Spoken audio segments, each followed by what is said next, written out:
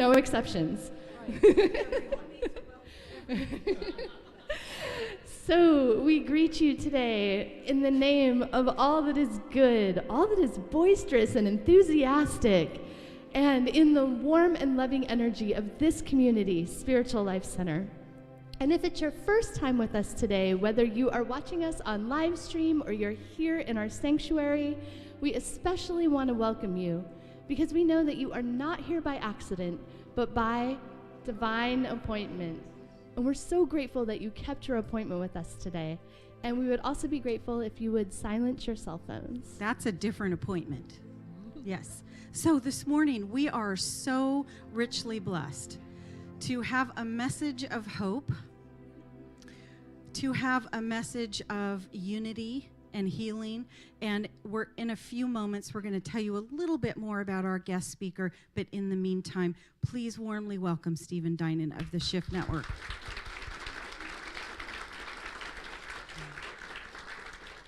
And we are in the season for nonviolence. It is a beautiful time of unity and celebration of all things peaceful. So this morning, our reader is Sandy Acevedo. She's going to share our reading for the day and her reflections. Thank you. Good morning, everyone. How are you today? Happy Sunday.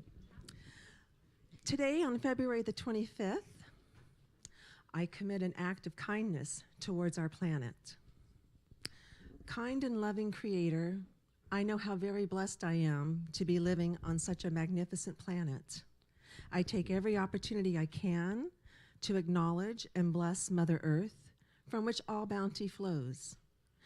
I do whatever I can to sustain and protect the natural health and delicate balance of this dear planet. I do whatever I can to conserve her precious natural resources. I choose wisely and buy products that are kind to our planet. I recycle and reuse whenever possible.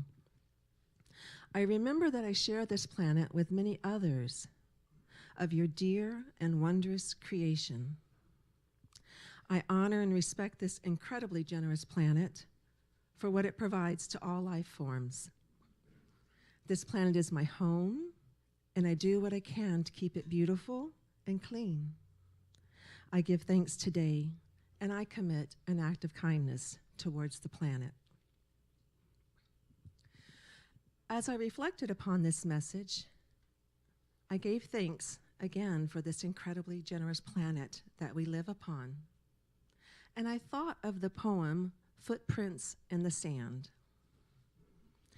In this poem, when there is only one set of footprints in the sand, it represents our Creator carrying us through our personal trials and tribulations. When I apply this thought process to Mother Earth, I recognize the planet calling out for all beings, especially ones closely connected with our divine source, to care for her with the same energy and love that nurtures each of us, the same energy and love that we give our children. In our busy lives, I pray that each of us can find just a few moments each day to dedicate ourselves in meditation or with a physical act of kindness to our grand mother, Mother Earth. While many have known angels on earth, I believe our planet is calling for each of us to be angels of the earth. My invitation to you today is to create footprints in the sand. Let us be the second set of footprints in the sand, gently and lovingly walking alongside our Mother Earth, ensuring her physical, emotional, and spiritual health. Mother Earth is as essential to our well-being as we are to hers. She is calling upon us today. She is calling upon her earth angels. Today, my act of kindness will be sharing my wings with her, my angel wings. Thank you, Sandy.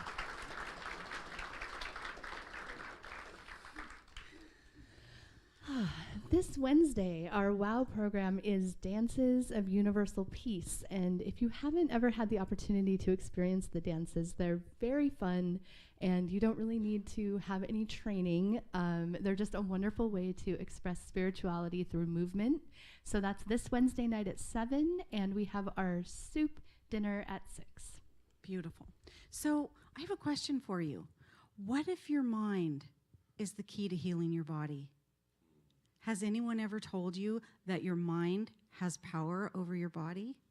Well, come join us on Friday, March 2nd. We're going to screen the movie Heal, and it's a beautiful documentary. It features Deepak Chopra and many, many other healers and spiritual leaders of our time.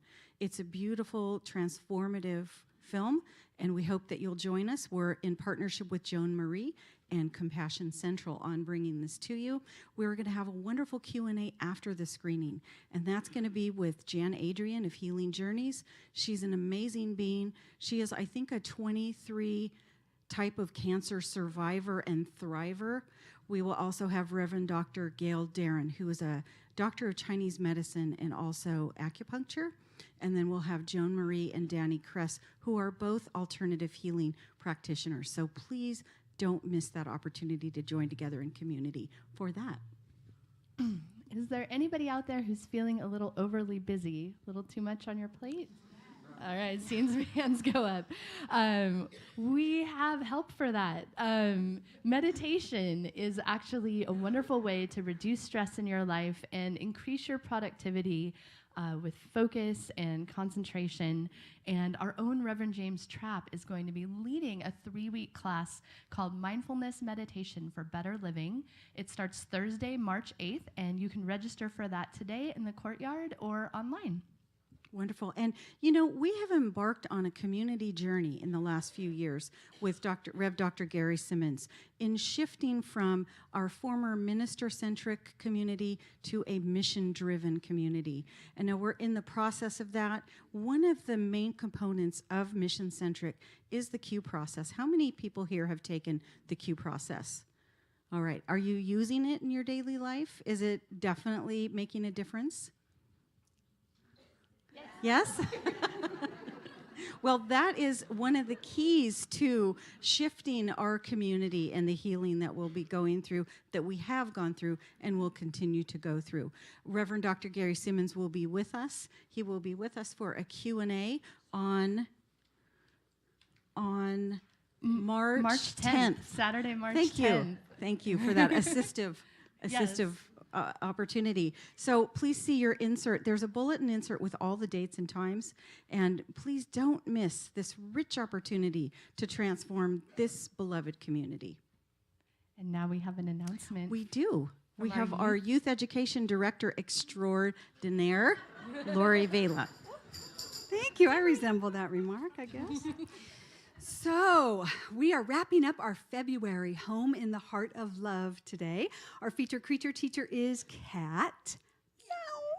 Meow. And Kat, of course, teaches us to look at the mysterious within, to live with curiosity, to be really good with our self-care, and to balance independence and dependence. Yeah. So for anybody who might have been a little worried, Pet Day was fabulous.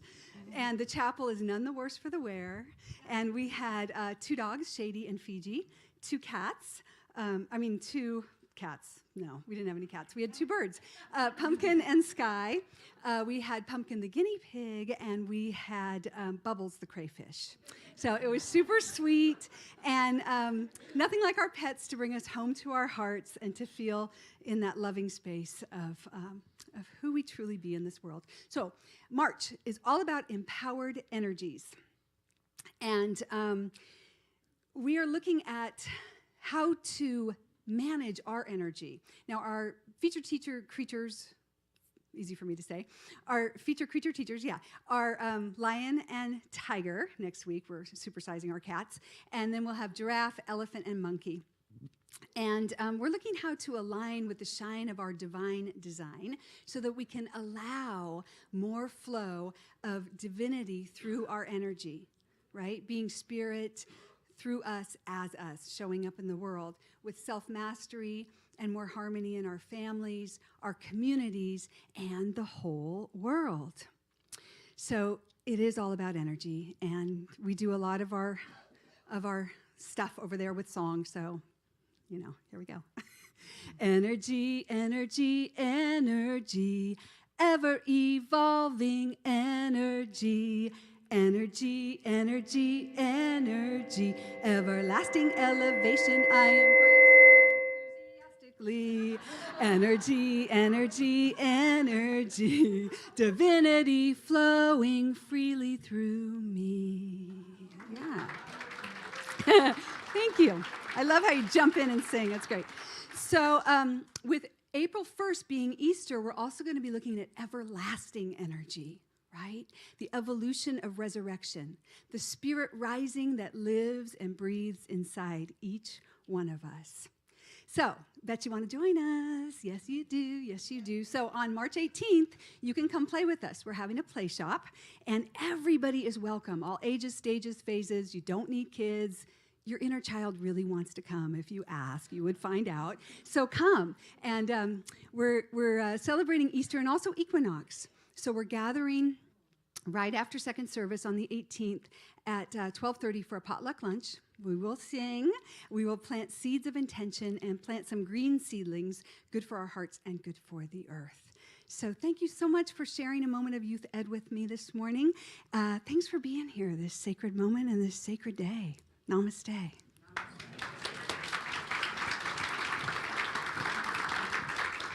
Our kids are so lucky. I know they are. They're so lucky. And her feet are. I love those cat slippers. I love her wardrobe. Someday soon. Yes. Someday soon. So we want to let you know that there is going to be, this is our last call for photo sittings with Life Touch for our 20th anniversary photo directory. We have one more day of photo shoots here. It's Saturday, March 17th, and appointments are available today in the courtyard, or you can sign up online. And be sure to do that, because that's your way to get a copy of the directory. Bring your dog. You can bring your dog. We've had some people do that, I think. Or your business. Hi. Hi, Paula. Hello, everybody. Did you see how smoothly I just snuck in there? That's good. I want to let you know that our beautiful choir today is having a bake sale, and in special honor of the workshop that's happening at 1 o'clock, we are also serving some delicious lunch if you want to just stay right in place and go have some nice lunch and then come to the workshop at 1 o'clock. There are 3 different soups. There's salad, there's a frittata, there's some quiche, and some sweet treats. There's brownies. Oh, brownies. Vera's Ozark brownies, and if there's any left. I'm not sure about that. So that is happening because we were expecting it to be a bit cold, and we want you to be comfortable and seated while eating soup. It's going to be served in the kitchen area, so you can make your way over there. And if you don't want to go over there, you can just get some coffee in the courtyard as well. There'll be coffee in both spots. So see you there, and see you at the workshop at 1. Thank you. Thank you. Those Ozark brownies are one of my favorites. Yeah. And now we want to introduce you to some very special people, our ambassadors and our prayer chaplains. The ambassadors, they wear that beautiful rainbow ribbon, and they are truly the shining light here. So if you're new and you have a question, seek out that rainbow ribbon. And our chaplains, they wear that white stole.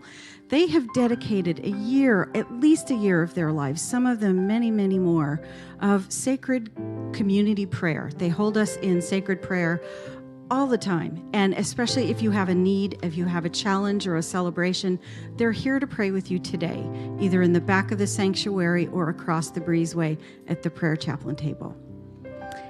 And then we want you to be sure to see your bulletin, because there are opportunities to connect with our monthly groups, like our prayer shawl community that gets together the first Sunday of every month, and they knit and they crochet. So you can join them, our men's group and our women's group. So be sure to see your bulletin today for all of that. And if you're here for the first time today, in a moment we're going to ask you to raise your hand because we really want you to know how you can get connected with the programs and services we offer here. So our ushers are going to bring you a welcome card, and if you fill it out, you can drop it in the offering basket, or you can take it to the welcome table in the courtyard where our welcome team will greet you, and they may have a gift for you.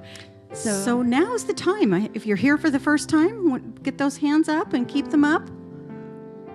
We're also going to offer you a shell lay, and that shell lay has a saying on it. It says, "We believe we are spiritual beings having a human experience, and there are many paths to the one God." And we are so grateful that you joined us this morning on your path. So now, be sure to keep your hands up if you're new, and as soon as, okay, Mike. Yep. Okay. All right, so now's the perfect time to greet all of our newcomers and each other.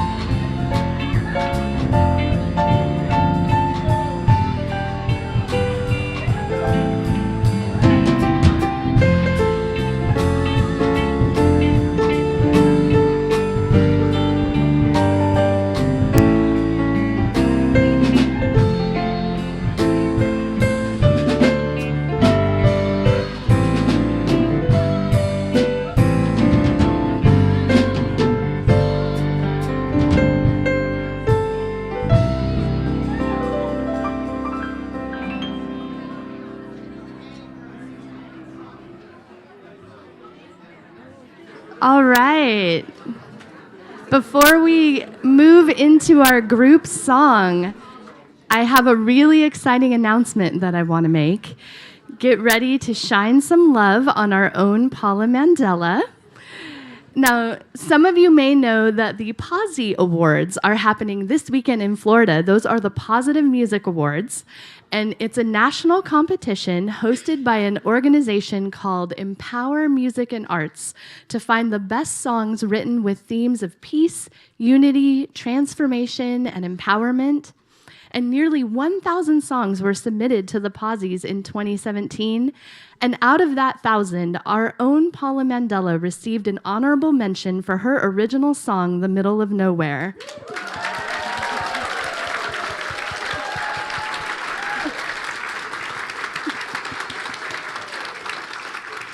And the Empower Arts and Music and Arts team encouraged her to keep recording and hopefully come back to the awards ceremony next year as a nominee. So if Paula is nominated for a Posy Award, can we all agree to take up a collection and send her to Florida?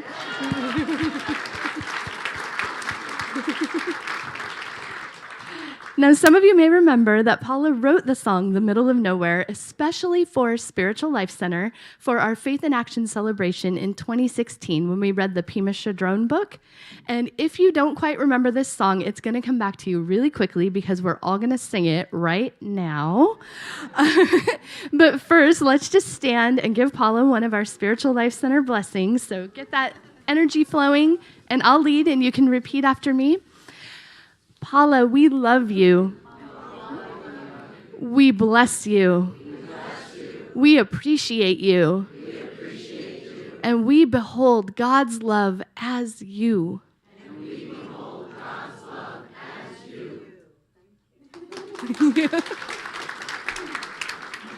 And now presenting our award-winning music ministry.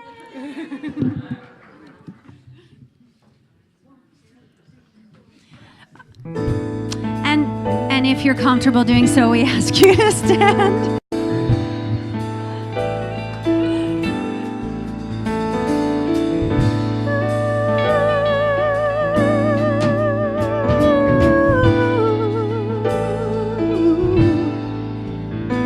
I am right here in the middle of nowhere, greeting every moment with an open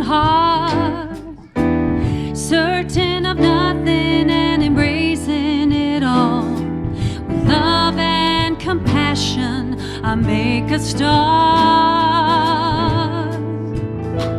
And I am right here in the middle of nowhere, greeting every moment with an open mind, watching my thoughts rise and passing away, freeing my soul from the storyline.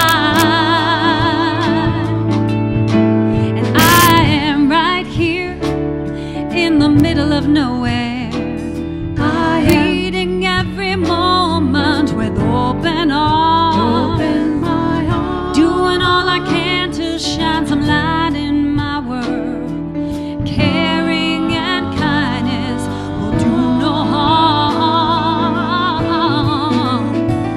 Like sunlight dances on water, like tree bends in the breeze, I'll live my life beautifully, bringing joy and peace. Like sunlight dances on water, like a tree bends in the breeze, I'll give my life beautifully.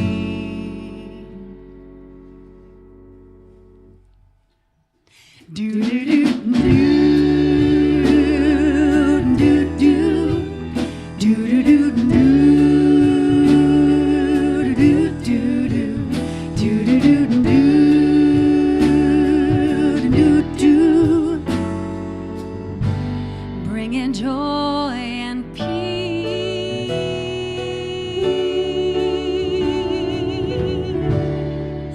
Once again for Paula Mandela.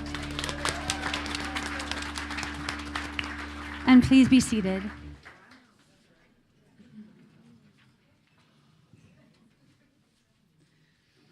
Now, as we prepare for our meditation, let's speak together our vision statement.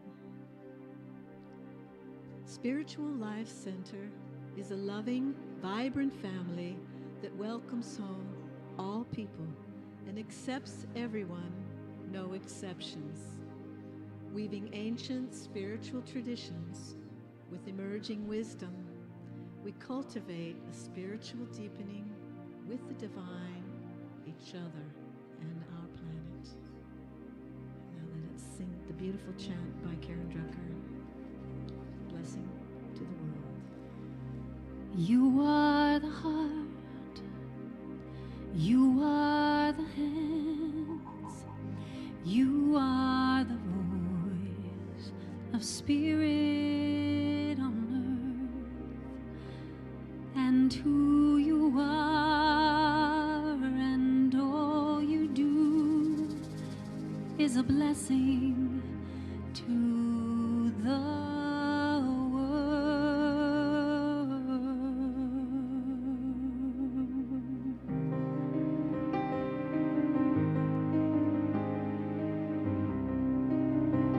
together. You are the heart, you are the hands, you are the voice of spirit on earth, and who you are and all you do is a blessing to the world. We are the heart, we are the hands, we are the voice of spirit on earth, and who we are and all we do is a blessing to the world. I am the heart, I am the hands, I am the voice of spirit on earth, and who I am and all I do is a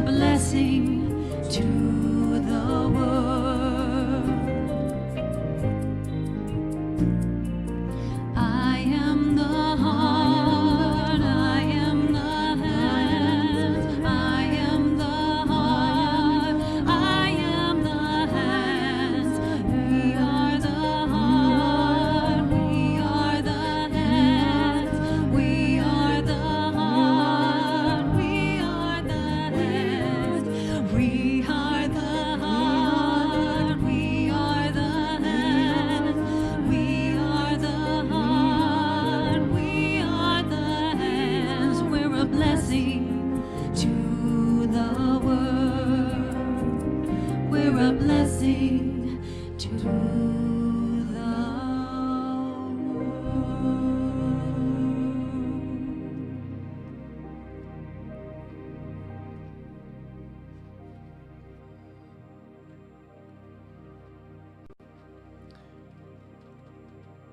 As you settle into this time of quiet, take a breath and relax. Settle more fully into your chair. Shift your focus to within. And bring that focus to the place behind your heart where that spark of divinity lives. Breathe in love. Exhale light. Breathe in light. Exhale love.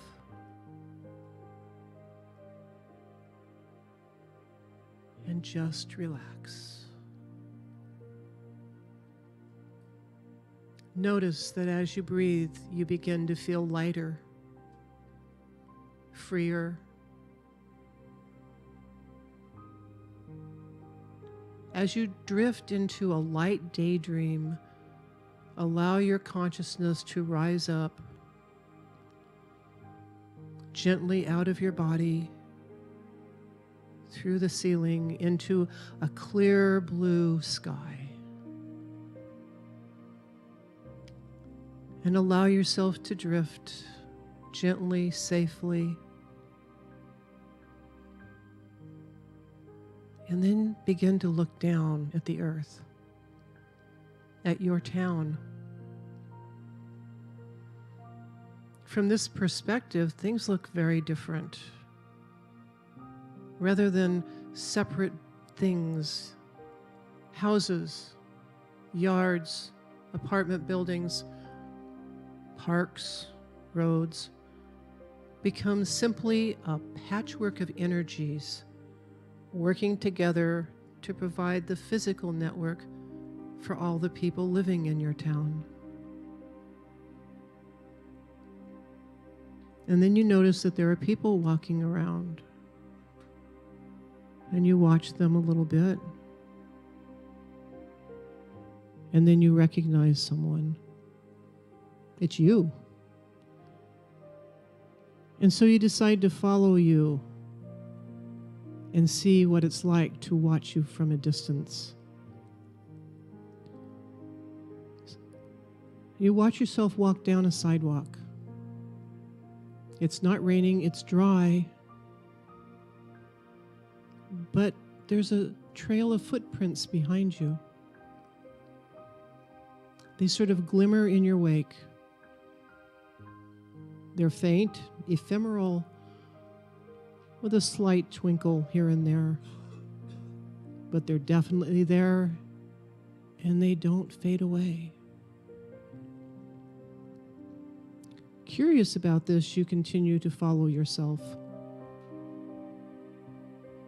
As you continue to watch yourself walk along, greeting people, smelling flowers, petting animals, the same thing happens. Whatever you touch, whoever you greet, an ephemeral light lingers after you.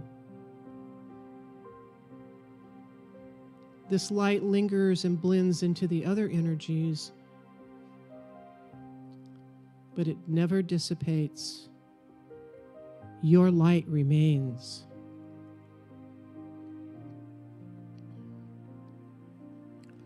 This is a new revelation that your mere presence on this earth leaves such an impression,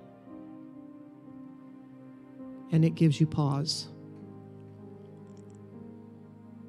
And so you look down and you see a nice little wooded area, and you leave yourself to continue walking on, and you go gently dropping down into this wooded area, settling onto the ground.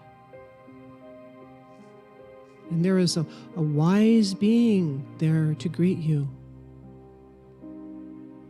You know it is a wise being because as it approaches you, you see it has a name tag that says, wise being. Is it true, you ask? Do I have an effect on everything? All the time? The wise being smiles and touches your shoulder. Yes, a part of your energy always interacts and remains as you walk through your life. Wow. But that is too much responsibility, you say? Oh, it's not like that. This is simply a reminder that you don't have to be famous or do something big to make a difference. Yes, you must be mindful of your actions. Still, your simply being on earth matters. Who you are matters. You matter. The great divine knows who you are, why you are here, even if you don't. And then the wise being simply walks towards you and walks straight into your heart center.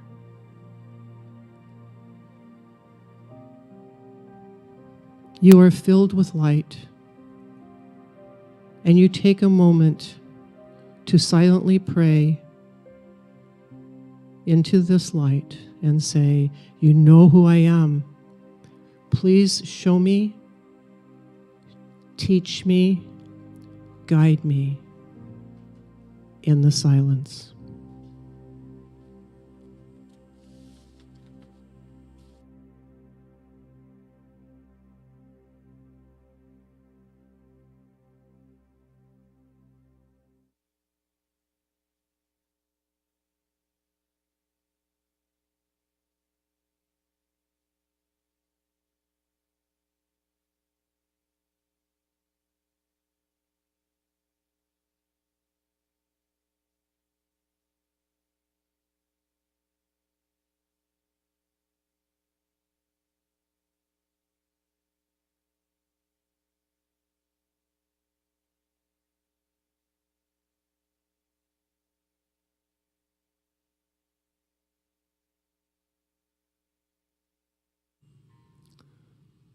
And take a breath now. Become more aware of your body. And the voice in your mind, the wise being says, "Oh, my beloved, it is written in the book of Isaiah, see, I have written your name on the palms of my hands. You are known, you are loved, because you are God's work on earth. You matter. Remember this always."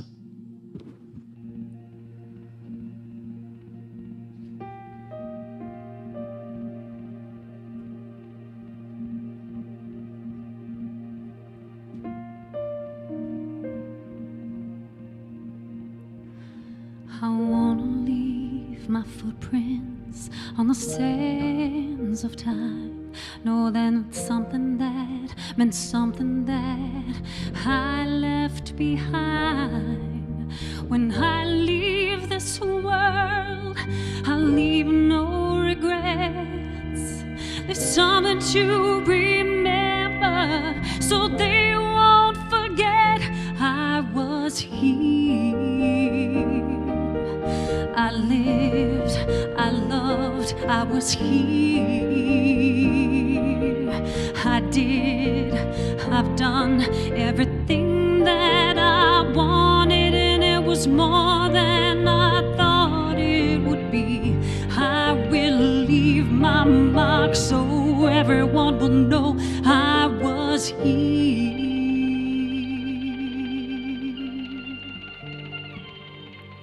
I wanna say I lived each day until I die, and know that I meant something in somebody's life. The hearts that I touch will be the proof that I leave, that I made a difference, and this world will see I was here.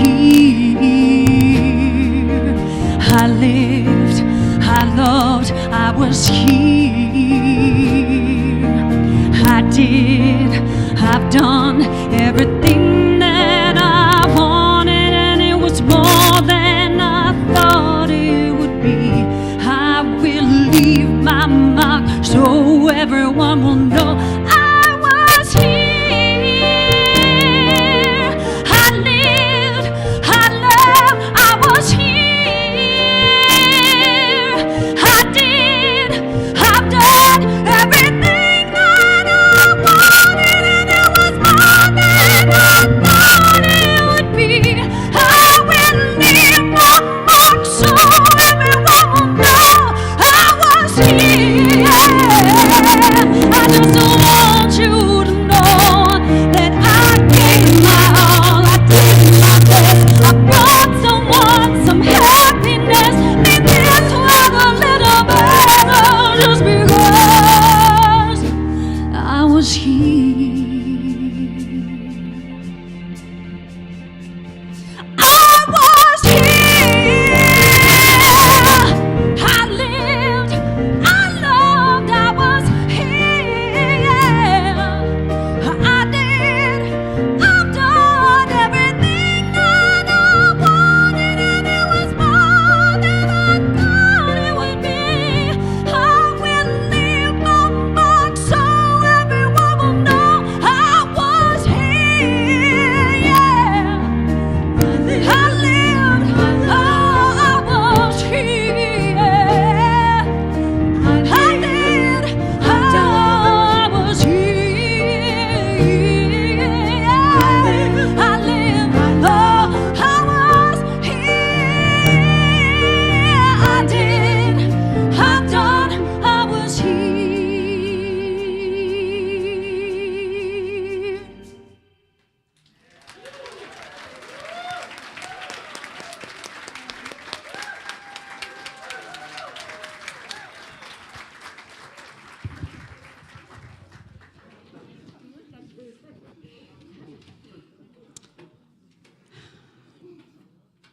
Thank you, Paula and Ann and music team.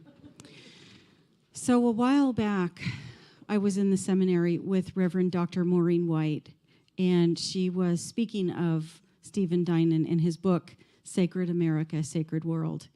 And at the time that they were forming their first conference in Sacramento, this community did not necessarily have the time to bring them in, but we're so grateful that Maureen planted that seed, and here to introduce Stephen is Reverend Dr. Maureen White.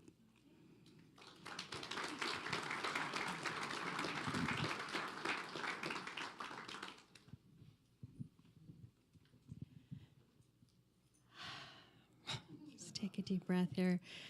Good morning, Spiritual Life Center. And as Stephen would say, if you're on any of his Shift Network programs, greetings, everyone. How many of you are familiar with the Shift Network?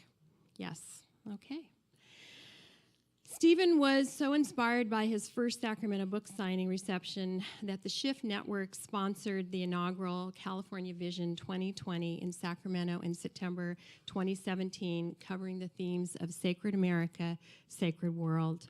And I was honored to be part of that planning committee and introduced the opening interfaith blessing for the conference.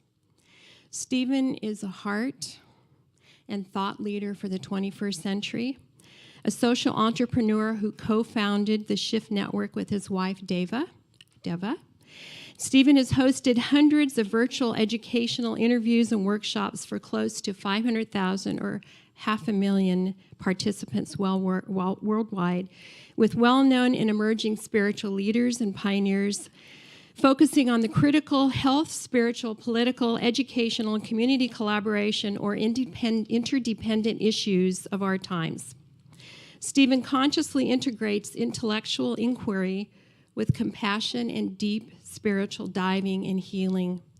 Sacred America's theme is about the 7.0 operating system of transpartisanship, transformation, and transcendence. Stephen, welcome to Spiritual Life Center. Welcome to Sacred Sacramento. Thank you. Okay. Whoa.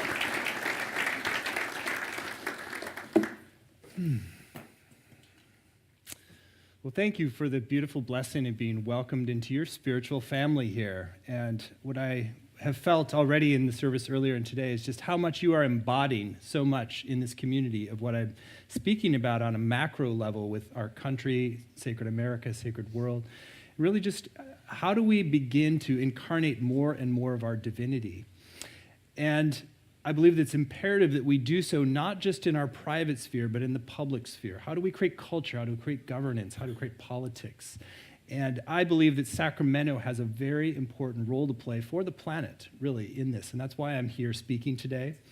And it was interesting that I met this delightful man, JG, right in the break, and he hadn't come to the earlier service, and he shared some of his inner guidance that, oh yeah, my guidance says that 2020 is to be a time when the feminine resurges and we rebalance, and that Sacramento is really supposed to be ground zero. And I was like, wow, right on. I mean, there's basically, I'm going to pick up my pen here. It's basically very similar guidance that led me here.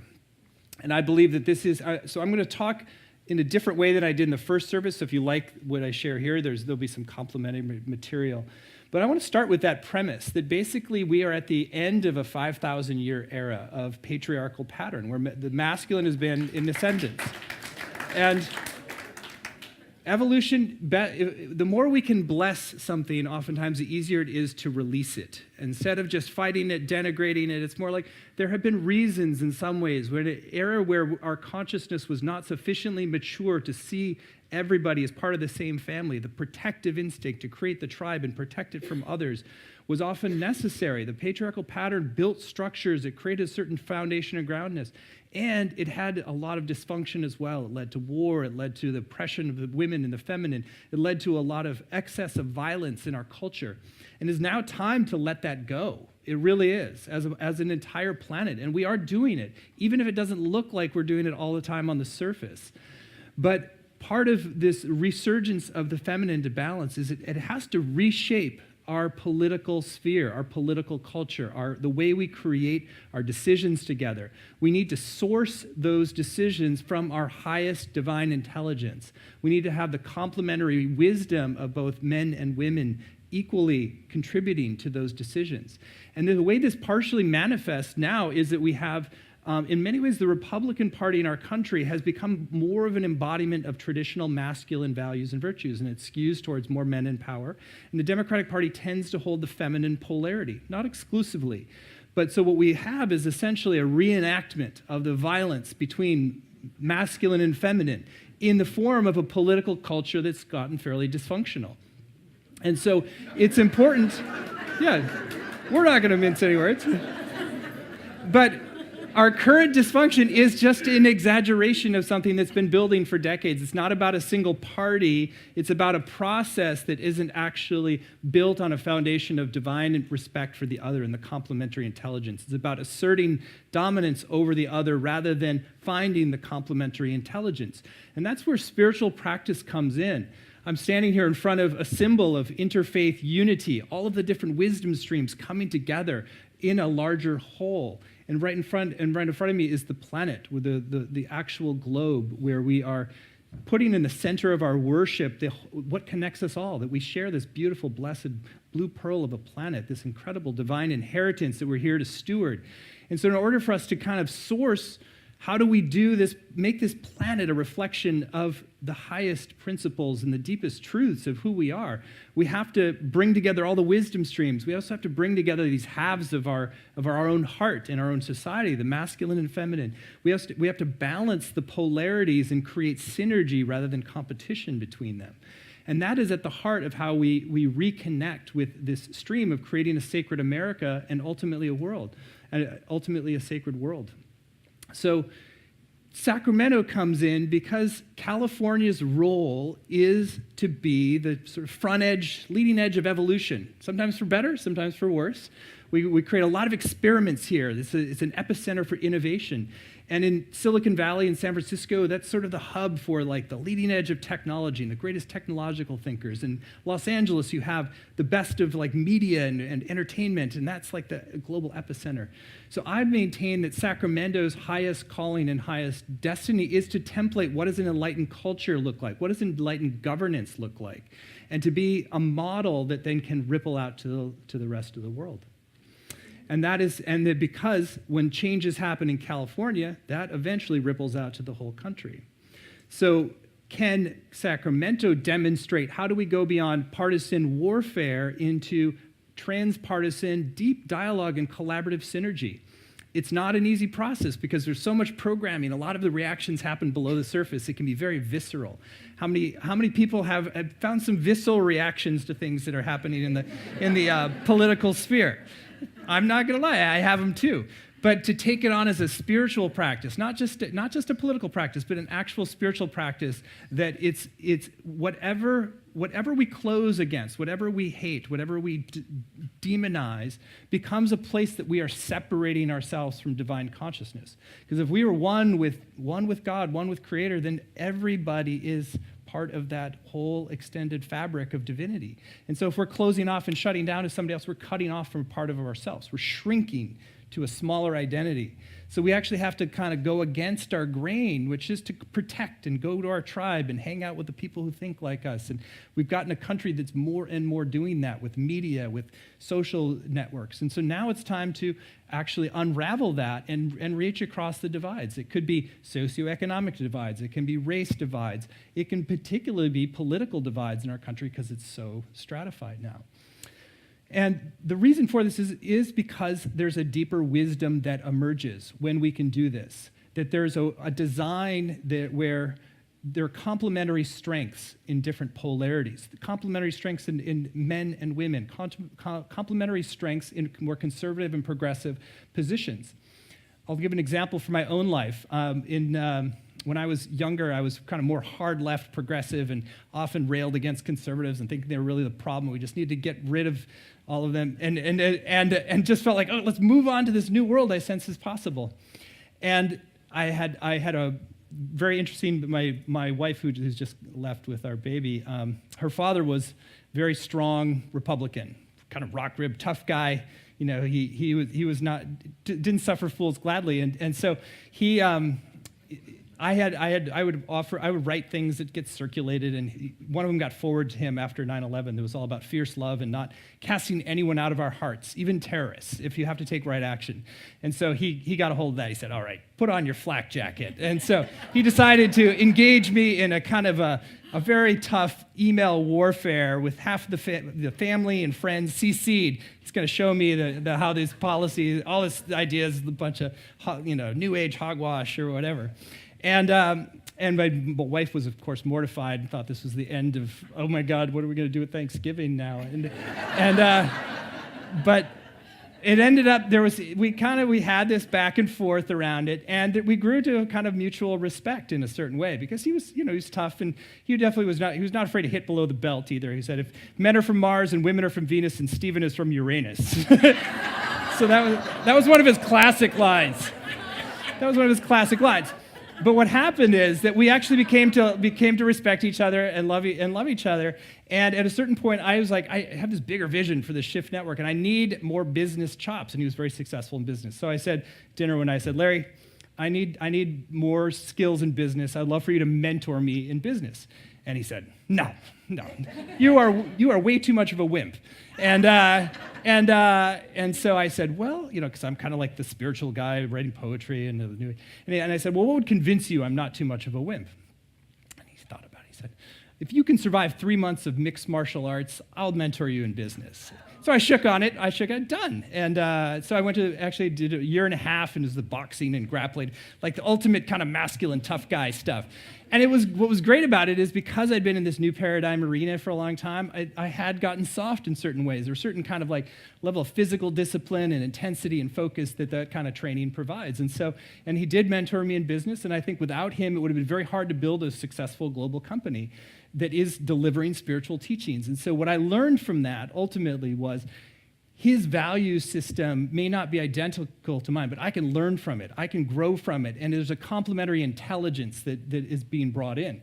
So as a country, the conservative and progressive polarities have complementary intelligences. The conservative polarity tends to be better at preserving that which we have inherited, systems and traditions and institutions and protection from the police to the military. There's a protective instinct in that is important, so that we can build upon that. And the progressives tend to be about, let's extend our compassion for, let's build more bridges. And so there's a way in which if we see them as complementary intelligences and we're trying to extend our identity as spiritual beings to include more of the other, then it's a practice for us to, whatever side of the polarity we happen to be on, to reach across that divide and find out, how can I dialogue with this person? How can I go deeper?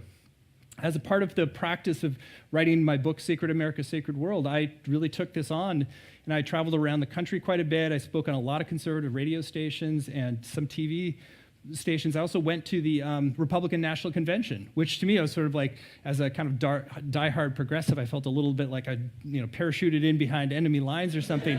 but I really took it on as a practice, and I just engaged in really interesting conversation with people. I managed to be in the arena when Trump was actually inaugurated, and I was kind of like, a little tentative about it. But I spoke on some conservative or some transpartisan panels, and I was actually on a panel with Grover Norquist there, and it's just really interesting and illuminating to try to have a dialogue from two very opposite political polarities and do so in a way that's respectful, and then can I learn something from him? How is he seeing the world, and what is it that I need to evolve in my own position so that I can address some of his concerns as well?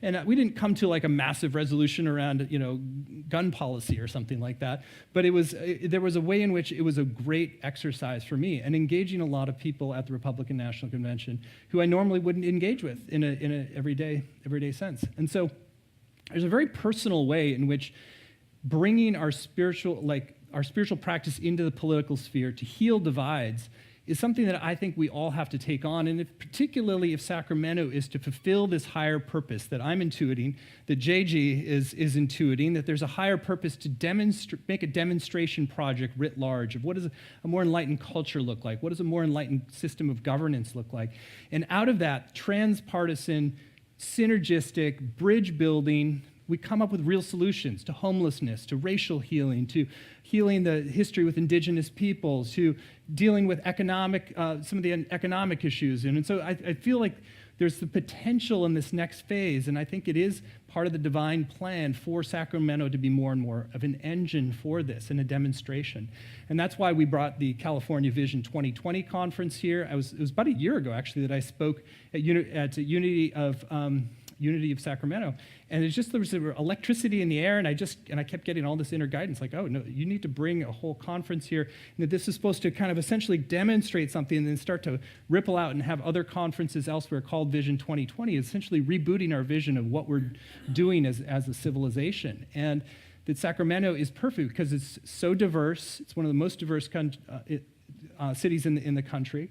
It's right at the crossroads of left and right between the Central Valley and the West Coast liberal culture. It sort of has to bridge more, so there's a transpartisanship, and there's a lot of real innovation. So it's sort of like it's not quite as far out as certain parts of California, and it's more bridgeable to mainstream America in different ways. And so I've been very interested in this dialogue for the last year of like, how does Sacramento really fulfill this larger vision? And that one of the people, Laura Hansen, who's involved, several people were involved in advocating for Sacramento to become a city of compassion. So that's happened in the last year. Sylvia we created an Interdependence Day on Independence Day, July 4th. We said let's create an interdependent celebration, because that's what we're moving into. And it kind of plays into the masculine feminine too. Masculine tends to emphasize independence. Feminine is sort of often more comfortable with dependence, and together they create interdependence when we're comfortable with both, that we are both independent beings, but also we're always dependent on other systems and people at all times. And so we make peace with interdependence and recognize that we're all in this together. We actually fulfill the higher purpose of our country, which I see coded in the motto, E pluribus unum, out of many one. So out of many one, America is to be a demonstration of the unity of all of the different cultures and value systems coming together and being able to create a healthy, thriving civilization in that way. And we're still working out a lot of kinks. We got a lot of karma, a lot of history that we're working out.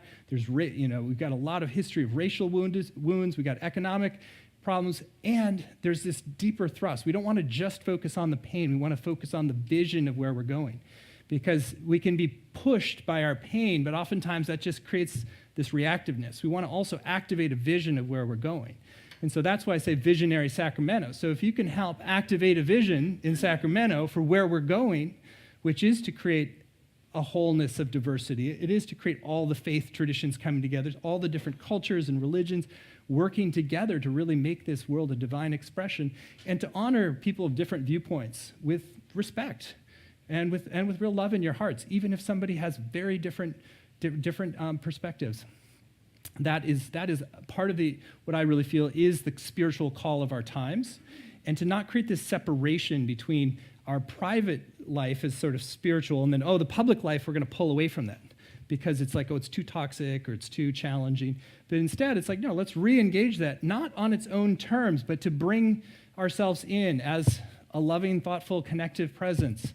It's like, for me, I don't know, the short-term repercussions of having different conversations at the Republican National Convention, but it shifted something in me. And so when I would be able to speak on conservative, I had some very interesting conversations on conservative radio. I talked about the masculine and feminine polarity. And there's one conservative station that's like, I think that's a bunch of bunk. Like, I think basically the women have too much power now. All the men are getting denigrated. And it went on and on about that.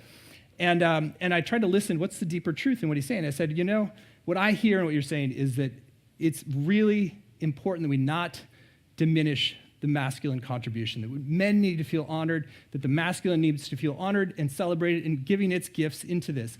But women, we need that from the feminine as well, because when you have the healthy masculine and feminine together, that's what can create a healthy family, it can create a healthy society, when you have the balance of complementarities. And the way I said it, he was just like, I think you kind of got on board with it. Because it's this competition and mutual diminishment keeps us from that higher vision of what's possible. So basically, I want to encourage all of you to remove the separation you have in your own heart that might be like keeping you in a little protected bubble, people like-minded. Reach across the divides, whatever the divide is politically, and help to activate new visions of potential that are demonstrated here in Sacramento and that can ripple out and affect the larger world. Because there is a beautiful way in which we are birthing a new world. And it may be that we see more of the ugliness, some of the messy, ugly part of the birthing process right now. But underneath, the contractions are happening. There's the contraction. There is progress, even if it doesn't always look like it. And part of the progress is opening the pathway forward, and that comes from creating a more unitive spirit to engage something that's traditionally been very political and divisive. And that's why I think ultimately our citizenship is one of our most important vehicles for our spiritual expression. So we grow spiritually, we bring that back into how we engage the larger community, the larger whole, and then we can template the kind of culture and governance that makes this planet shine with the divine potential that is born in it. So, thank you. Yeah.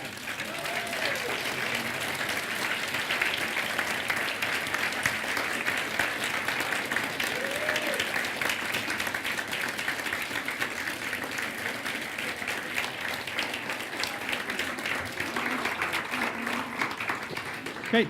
And there will be a workshop 1 to 3 for people who want to go further. And talk about honoring ancient wisdom and emerging traditions. Thank you.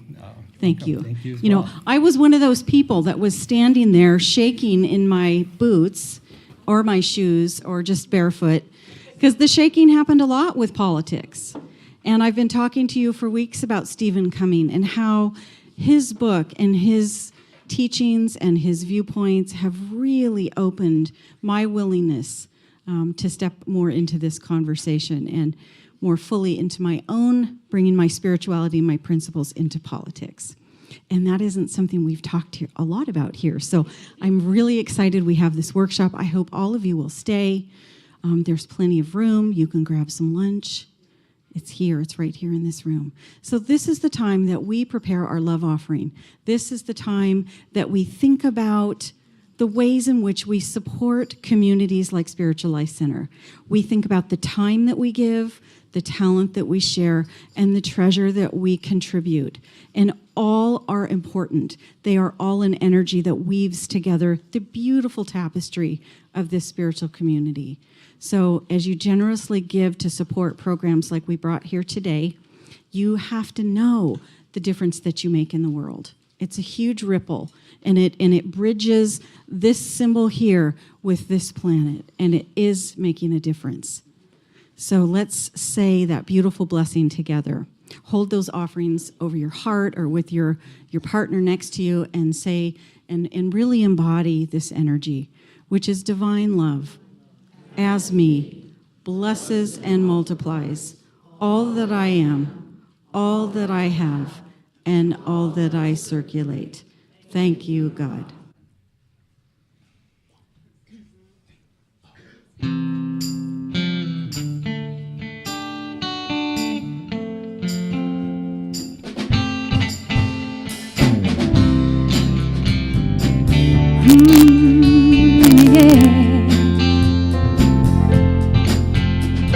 Something great is happening. Love has taken hold and it won't let go of us now. Hey, yeah. Something here is calling us forward, up in motion. Drops in one ocean, roll on. Will you rise up with me today? Lift up your voice and boldly say, we are the ones we've been waiting for. With the dream of the highest calling, be the hope of a new day dawning. We're the ones who can make a difference. Let's stand together. Share your gifts with a world that's waiting for a change that we're all creating. It's the moment for our greatness. Let's stand together now. Whoa, whoa. Let's stand together now.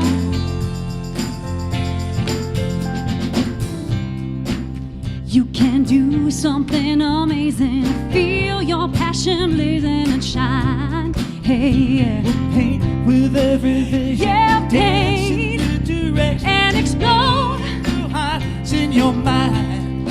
I will rise up with you today. Lift up your voice. Lift up my voice and boldly say, we are the ones we've been waiting for. With the dream of the highest calling, be the hope of a new day dawning. We're the ones who can make a difference. Let's stand together. Share your gifts with a world that's waiting for a change that we're all creating. It's a moment for our greatness. Let's stand together now. Oh, oh, we're gonna stand together now. One dream, one voice, one heart, one world. One dream, one dream, one voice, one heart, one world. Stand together, one dream, one voice, one heart, one world. Stand together. Let the dream of your highest calling be the hope of a new day dawning.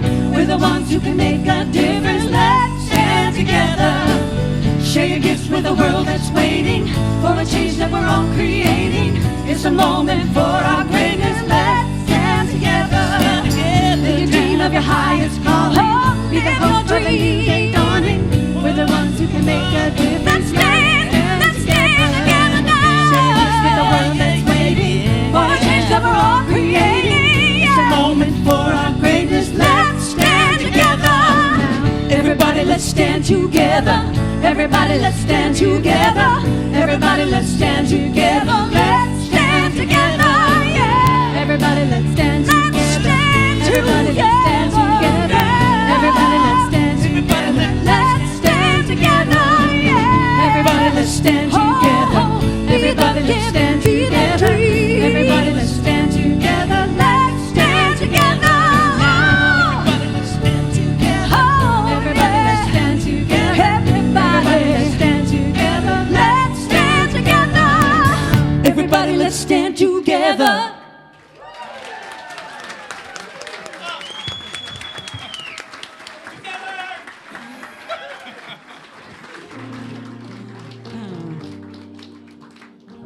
we all are standing together, whether energetically or physically, and we bless those love offerings that got circulated. And we know that that makes a difference, that your being here makes a difference, that your open hearts make a difference, that your open minds and your evolution makes a difference.